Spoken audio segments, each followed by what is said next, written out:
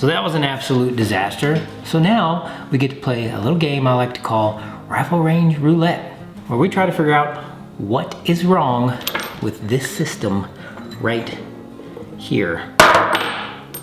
Maybe that's part of the problem. Took this to the range the other day with a brand new scope, brand new rifle, brand new cartridge, brand new ammo, all those good wonderful things. And the results were disastrous with this Bergara Wilderness Sierra in 7 PRC with my new SWFA scope on top of it. Let's dive into what went wrong.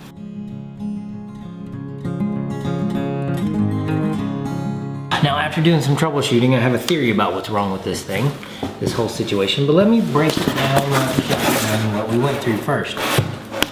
Trying to get this thing zeroed in and shoot groups with it and make adjustments, test out tracking, that kind of thing. This target is a nightmare.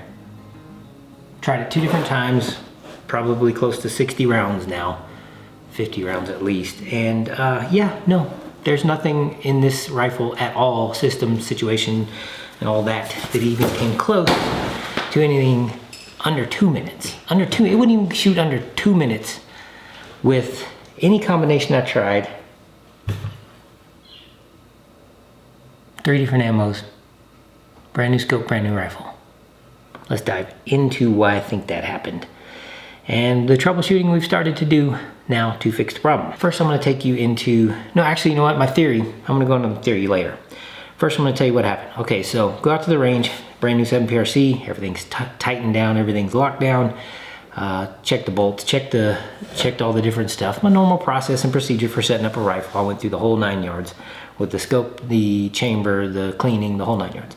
I don't really do break-in procedures for a rifle, like an actual break-in process, because it's largely urban myth bullcrap, and there's no way to actually quantify a test to say this break-in procedure versus this, or not doing one at all made a rifle shoot better or worse. But I got this thing out on the range and I started shooting it the other day, and at 100 yards, the footage is not even worth, I didn't even keep the footage because it's not even worth it. Like, there's nothing to show. Just me getting frustrated shooting this thing on the range. And I couldn't pull a group under 3 minutes of angle the first round. And this with 3 different ammo types. And I'm playing with parallax, I'm playing with checking the scope and all those things. Like, okay, what am I, what's the problem here? I went through about 40 rounds. Yeah, but maybe 30 to 40, or 30-ish rounds. And everything was over 3 minutes. I'd make adjustments. I'd adjust for half a mil to get on target. And then I'd be 2 mils to the right, 1 mil up, 1 mil down, whatever, all over the place. And so I tried it with a couple different ammos, and this was consistently what was going on with the Hornady ammo. And this specifically, I only tried Hornady ammo because that's all they had available here, where I'm at the gun store. And so about 30 rounds in, I started thinking like, okay, we've got a problem here, and I don't know where it is. Maybe it's the scope. That was my first reaction. Like, the scope is jacked, which getting from the factory a fresh scope that's jacked, especially from SWFA, yeah, it's not likely.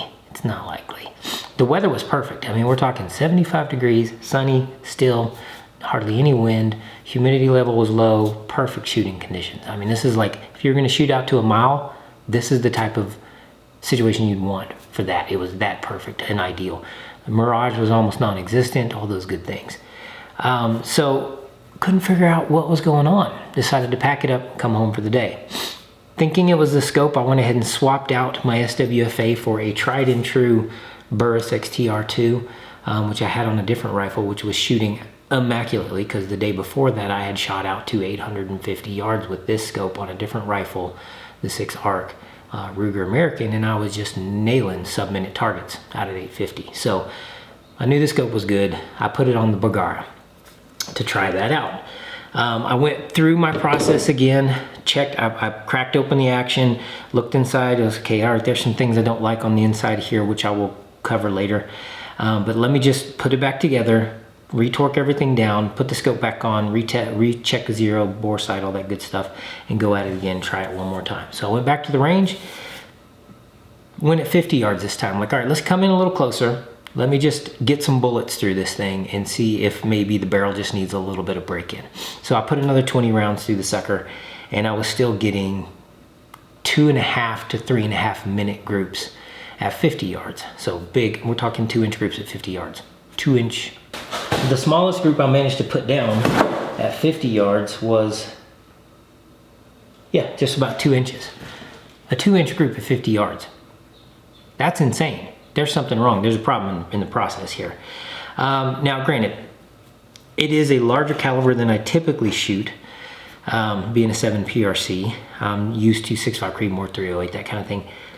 But it is not an unpleasant cartridge to shoot at all. Like I after shooting it, after the first 5 rounds, I was like, why is everybody making such a big deal out of this thing being a kicker? It's not. With the design of the Bergara, the actual radial brake here, and the butt pad, and just the ergonomics of the thing and the weight of it, it actually is really pleasant to shoot. It barely feels like my 308 does. So I'm not a recoil sensitive shooter. I never have been. I just don't enjoy having big recoiling, heavy recoiling rifles.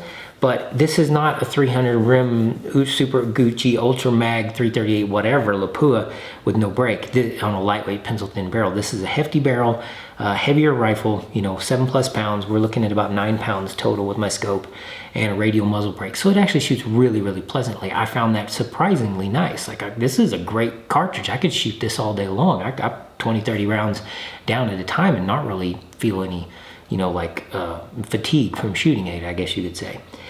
But I was getting the same results, so packed it up, brought it back home, and took it apart again. Well, let me rewind a second, because after the first time I took it apart, I noticed some issues that like I said, I want to zoom in and show those issues real quick, so I'm going to do that. And I did fix those issues before the second round of shooting, because I thought that might be part of the accuracy problem. So I fixed that issue, went back to the range, same problem. 2 to 3 minute groups. It's a nightmare. Let me show you what I found. At first I thought it was the scope. Okay, so my initial reaction is like, man, there's a scope problem.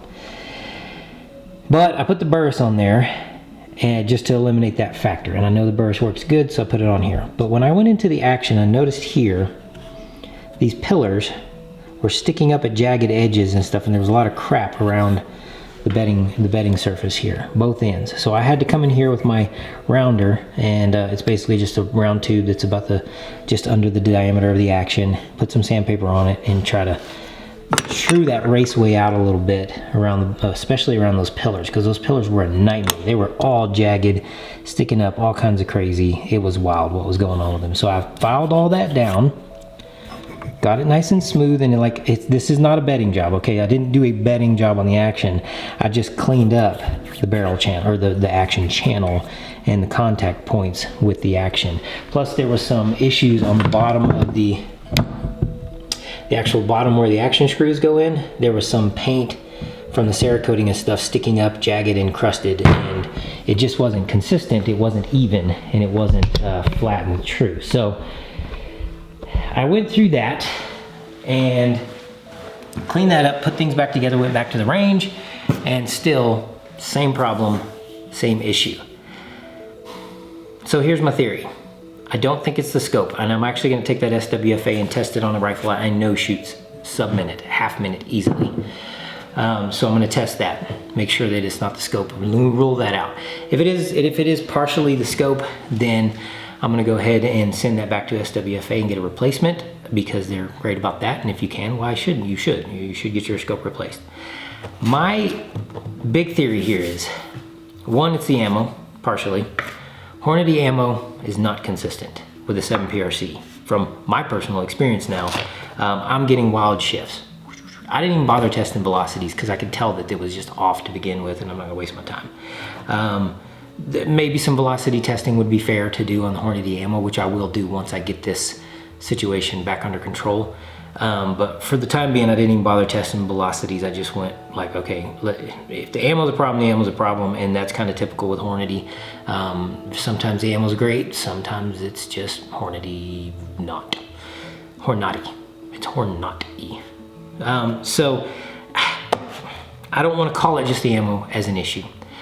The action definitely was part of the issue, but even correcting those little simple things didn't correct the problem fully. The groups may have been slightly tighter, like we're talking maybe closer to 2.5 minutes versus 3 to 4 minutes. Because one of the groups I shot was a 5-minute group, 5-minute of angled group with this thing, at 100 yards in perfect weather conditions in a really stable platform. I use my tripod like I always do, sandbagged everything, you know, it's nice and locked down. There's hardly any kick going on. I could spot my shots through the scope. That's how little this thing actually recoiled. In the situation I was in, is like I never lost scope sight, scope picture of my target at 100 yards, and I was on 10 power. So it's not a mule kicker. It's not, this is not like, you know, some crazy rifle that just blows your brains out. It's not. The 7PRC is a very shootable cartridge. It's a very, I think for a Magnum cartridge, it's a very tame cartridge. It's very easy to shoot well. The radial muzzle brake works really well for that, and the weight of the rifle and stuff. So ammo's a problem, stock's a problem. The velocities on this ammo, you could feel it. You could feel a little bit from one shot to the next. You could feel a little increase in the recoil. So there is some velocity issue. I know that for a fact. With these, even without having to test and get the numbers, you can just feel it. You can always feel when the one load's a little hotter than the others around it. So my theory is that this is a combination problem here between the action and bedding job in the actual stock that's provided. This is the Wilderness Sierra stock. It does not have a V-block inside. It does not have an aluminum bedding block inside. It's just polymer, oval mold, fiberglass, whatever it is. I don't even know. You can't really tell. It feels like plastic with pillars in it. It's got pillars, so it's pillar bedded. Those pillars were a nightmare. They were rough. They were you know, going around the edges of it, you're looking like a roller coaster. So they were not clean and true. They were not flat. They were not rounded, not flat, but they weren't rounded out to the bottom of the action or anything like that. It was just sticking up with plastic and crap all around it. Somebody just, you know, it's like the machine just shoved them in there. So that's a problem. And my overreaching theory is that the 7PRC, being a Magnum cartridge, a larger cartridge, is too much for this stock. Because I've heard people getting great results out of the HMRs and the higher grade, you know, premieres with the 7PRCs and the Bergara. So I don't want to call it 100% a Bergara problem, because there are people that are getting great results out of the barrels. Bergara actions and barrels with the 7PRC. Okay, so eliminating that factor. I've looked at the barrel, I've looked at the action, I've scoped it, I've done all those things, and it looks like it's crisp and clean. The chamber looks great. There's no gouge marks or anything like that. So it doesn't actually look to me like it's a barrel and action problem. It looks more like it's an ammo and stock problem. The scope is a question mark still. I know this scope is true, the Burris that I have, I know this is a good, great, true, crystal clear scope with good tracking, all that good stuff. I've used it extensively. I've used it recently, you know, in this last week out to very long ranges with very consistent accuracy on a very consistent rifle platform. The SWFA may or may not be a problem. I'm going to test that on another cartridge or two and throw it on a couple different rifles and just test it out and make sure that that's not part of the issue. But I think that the 7PRC is too much for a flimsy plastic stock with just pillar bedding, and the pillars in this were garbage. So that situation right there, I think that's part of the problem. I know what I'm going to do going forward to fix it, because I like the shape of this stock. I like the feel of this stock. It's very lightweight.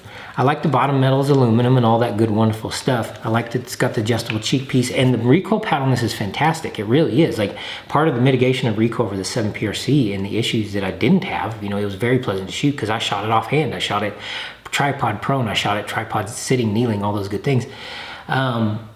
It was not unpleasant to shoot at all. I actually was enjoying the heck out of it. I was having a really good time just shooting the cartridge. And this buttstock on here is part of that equation. It's a very nice little buttstock. But I just don't think that this stock itself, these lightweight, flimsy little plastic stocks with aluminum pillar beds in them, aluminum pillars, is enough for the 7PRC to stabilize the action. Even if you bedded it, I was considering just bedding this thing because I've got what I need to bed it.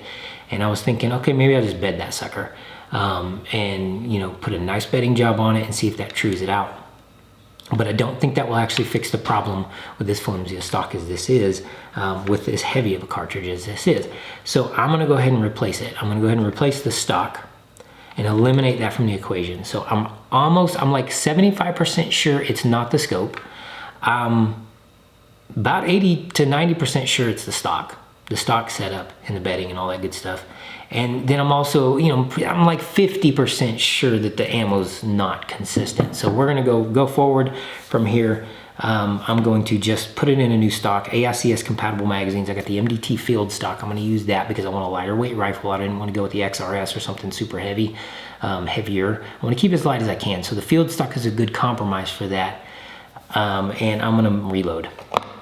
No more Hornady ammo for me. The Hornady brass is good. The brass, I mean, I'm not getting any crazy brass signs, like pressure signs.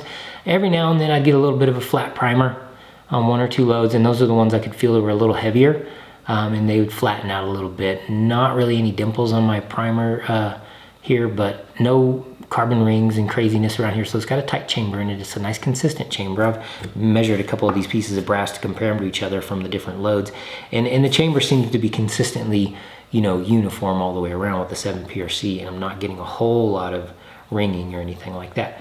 So I don't trust Hornady ammo, not in this caliber.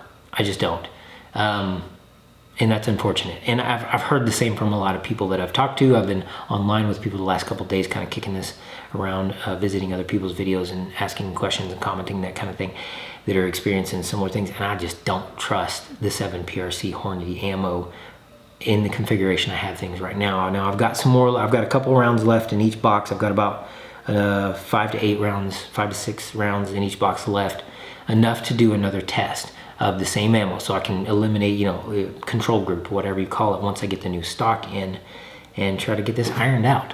But it's very frustrating. It's frustrating when you go to the range with a new rifle you're excited about from a trusted and known company, a new scope from a trusted and known company, and a new cartridge that is wildly popular right now, the 7 PRC, and I get it. I get why it is. It's pleasant to shoot. It's got some thump, man. I was cracking some rocks with this sucker.